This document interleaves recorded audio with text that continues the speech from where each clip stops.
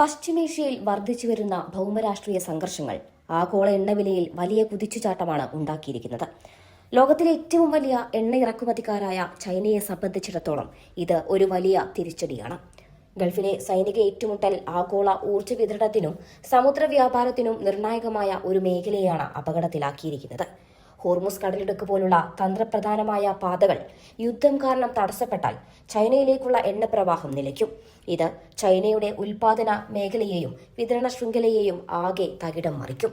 എണ്ണവില ഉയരുന്നത് ചൈനയുടെ ആഭ്യന്തര വിപണിയിൽ വിലക്കയറ്റമുണ്ടാകുന്നതിനൊപ്പം സാമ്പത്തിക വളർച്ചയെ പിന്നോട്ടടിപ്പിക്കുകയും ചെയ്യും. അതെ, ലോകത്തിന്റെ നിർമ്മാണശാല എന്ന് സ്വയം വിശേഷിപ്പിക്കുന്ന ചൈന ഇപ്പോൾ ഒരു വലിയ അഗ്നിപരീക്ഷയിലാണ്. പശ്ചിമേഷ്യയിൽ യുദ്ധം കടുക്കുമ്പോൾ അതിന്റെ ആഘാതം ഏറ്റവും അധികം അനുഭവിക്കുന്നത് ചൈനയിലെ അധികാര കേന്ദ്രങ്ങളാണെന്നുള്ള റിപ്പോർട്ടുകളാണിപ്പോൾ അന്താരാഷ്ട്ര മാധ്യമങ്ങൾ പുറത്തുവിടുന്നത്. ഇറാന്റെയും ഇസ്രയേലിന്റെയും പോരാട്ടത്തിനിടയിൽ എണ്ണവില കുതിച്ചുയരുന്നത് ചൈനയുടെ സമ്പദ് വ്യവസ്ഥയെ അക്ഷരാർത്ഥത്തിൽ ശ്വാസം മുട്ടിക്കുകയാണ്. ചൈന ശരിക്കും പെട്ടോ എന്ന ചോദ്യമാണ് ഇപ്പോൾ ആഗോള സാമ്പത്തിക വിദഗ്ധർ പോലും ഉന്നയിക്കുന്നത്. ഇറാന് രഹസ്യമായി പിന്തുണ നൽകുന്നുണ്ടെങ്കിലും ഈ യുദ്ധം നീണ്ടുപോയാൽ ചൈന എന്ന സാമ്പത്തിക ഭീമൻ തകർന്നു വീഴുമോ? സ്റ്റാഗ്ഫ്ലേഷൻ എന്ന ഭീകരൻ ചൈനയുടെ വാതിൽക്കൽ എത്തിക്കഴിഞ്ഞുവെന്നാണ് റിപ്പോർട്ടുകൾ പറയുന്നത്. പശ്ചിമേഷ്യയിലെ ഓരോ മിസൈൽ പ്രയോഗവും ചൈനയുടെ പോക്കറ്റ് കയറുന്നത് എങ്ങനെയെന്ന് നമുക്കൊന്ന് പരിശോധിക്കാം. ചൈനയുടെ സമ്പദ്വ്യവസ്ഥയെക്കുറിച്ചുള്ള പുതിയ ആശങ്കകൾ ഇപ്പോൾ ആഗോളതലത്തിലാണ് ചർച്ചയാവുന്നത്. സ്റ്റാഗ്ഫ്ലേഷൻ എന്ന അവസ്ഥയിലേക്കാണ് ചൈന നീങ്ങിക്കൊണ്ടിരിക്കുന്നത്. അതായത്, ഒരു വശത്ത് സാമ്പത്തിക വളർച്ച മുരടിക്കുകയും മറുവശത്ത് സാധനങ്ങളുടെ വില ക്രമാതീതമായി കുതിച്ചുയരുകയും ചെയ്യുന്ന ഏറ്റവും മോശം അവസ്ഥയാണിത്. പശ്ചിമേഷ്യയിലെ യുദ്ധം ചൈനയുടെ വിദേശ വ്യാപാരത്തെയും കാര്യമായി ബാധിച്ചിട്ടുണ്ട് എന്നാണ് വാർത്തകൾ പറയുന്നത്.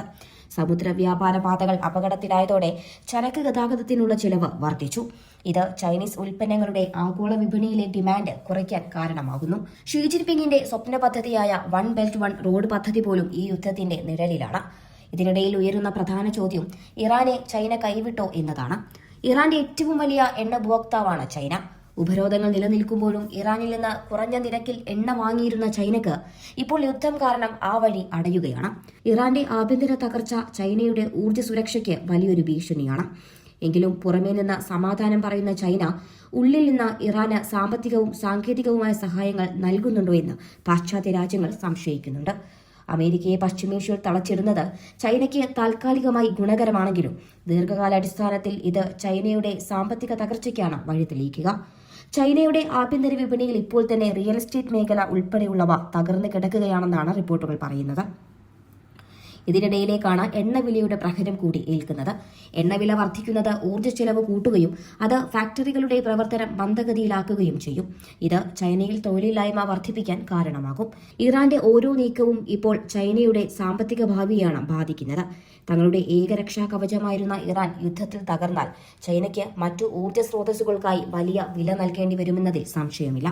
ഗൾഫിലെ സൈനിക ഏറ്റുമുട്ടൽ ഓരോ ദിവസവും തീവ്രമാകുമ്പോൾ ചൈനയുടെ ഓഹരി വിപണികളിലും ഇടിവ് പ്രകടമാണ്. ആഗോള നിക്ഷേപകർ ചൈനയെ സുരക്ഷിതമല്ലാത്തൊരിടമായി കാണാൻ തുടങ്ങിയിരിക്കുന്നു. ഇതിനിടയിൽ ഇറാന് രഹസ്യമായി ഡ്രോൺ സാങ്കേതികവിദ്യയും മറ്റ് ആയുധഭാഗങ്ങളും ചൈന നൽകുന്നുണ്ടെന്ന ആരോപണവും ശക്തമാണ്. എന്നാൽ പരസ്യമായി ഒരു പക്ഷം പിടിച്ചാൽ അത് ചൈനയുടെ പടിഞ്ഞാറൻ രാജ്യങ്ങളുമായുള്ള വ്യാപാരത്തെ ബാധിക്കും. ഈ ഒരു ഇരട്ടത്താപ്പാണ് ഇപ്പോൾ ചൈനയെ വലിഞ്ഞുറുക്കുന്നത്. പശ്ചിമേഷ്യയിലെ സമാധാനം ചൈനയുടെ നിലനിൽപ്പിന് അത്യന്താപേക്ഷിതമായി മാറിയിരിക്കുകയാണ്. പ്രവാസികളെ സംബന്ധിച്ചിടത്തോളം ചൈനയുടെ ഈ സാമ്പത്തിക പ്രതിസന്ധി ആഗോള മാന്ദ്യത്തിന്റെ സൂചനയായാണ് കാണപ്പെടുന്നത്. ചൈന തകർന്നാൽ അത് ലോകമെമ്പാടുമുള്ള എണ്ണവിലയെയും നിത്യോപയോഗ സാധനങ്ങളുടെ വിലയെയും ബാധിക്കും. ഗൾഫ് രാജ്യങ്ങളിൽ ജോലി ചെയ്യുന്ന മലയാളി തൊഴിലാളികൾക്ക് ഈ സാഹചര്യം അത്യന്തം വലിയ ഭീഷണിയാണ്. നിർമ്മാണ മേഖലയിലും വിതരണ മേഖലയിലും ചൈനീസ് ഉൽപ്പന്നങ്ങളെ ആശ്രയിക്കുന്ന ഗൾഫ് രാജ്യങ്ങൾക്ക് ചൈനയുടെ തളർച്ച വലിയ തിരിച്ചടിയാകും. ചൈന ഇറാന്റെ കൂടെ നിന്ന് യുദ്ധം ചെയ്യില്ലെങ്കിലും യുദ്ധം അവസാനിക്കാൻ നയതന്ത്ര സമ്മർദ്ദം ചെലുത്താൻ അവർ നിർബന്ധിതരാവും. പശ്ചിമേഷ്യയിലെ യുദ്ധം കേവലം അതിർത്തികൾ തമ്മിലുള്ള പോരാട്ടമല്ല, അത് ചൈന പോലുള്ള ആഗോള ശക്തികളുടെ സാമ്പത്തിക അടിത്തറ പോലും ഇളക്കുന്ന ഒന്നായി ഇപ്പോൾ മാറിയിരിക്കുന്നു. എണ്ണവില കുതിച്ചുയരുമ്പോൾ ചൈന നേരിടുന്ന സ്റ്റാഗ്ഫ്ലേഷൻ അപകട സാധ്യത ഒരു മഹാവിനാശത്തിന്റെ തന്നെ തുടക്കമായിരിക്കാം. ഇറാനെ ചൈന ചതിച്ചതാണോ അതോ ഉള്ളിൽ നിന്ന് സഹായിക്കുകയാണോ എന്ന നിഗൂഢത തുടരുമ്പോഴും ചൈനീസ് സമ്പദ് വ്യവസ്ഥ പുകയുകയാണ്. ഷീ ജിൻപിങ്ങിന്റെ നയതന്ത്ര ബുദ്ധി ഈ പ്രതിസന്ധിയെ എങ്ങനെ മറികടക്കുമെന്നതാണ് ഇനി ലോകം ഉറ്റുനോക്കുന്നത്.